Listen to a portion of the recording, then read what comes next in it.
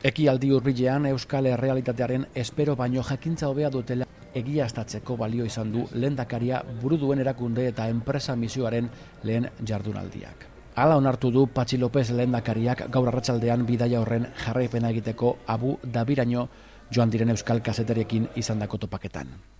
Lópezek osoa eta positiboa bezala kalifikatu du lehen jardunaldi hori.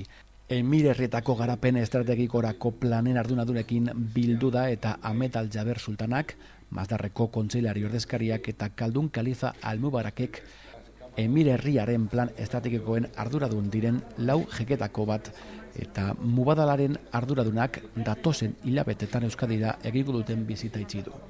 Zener euskal enpresak aspalditik lan egiten du azken horrekin. Helburua da euskal enpresek egindako lan ona erakutsi inbertsio ahalmen hori erakartzea ziurtatu du lehendakariak. Bertaratu diren kazetarien galderei erantzunez Gasteizen euskal elkartasuna, batasuna eta alternatibak indarkeriari uko egiteko lortutako akordioa baloratu du lehendakariak. Lópezek galde egiten du zergatik ote den lortutako akordioa epe luzera hartutakoa eta ez berehalakoa.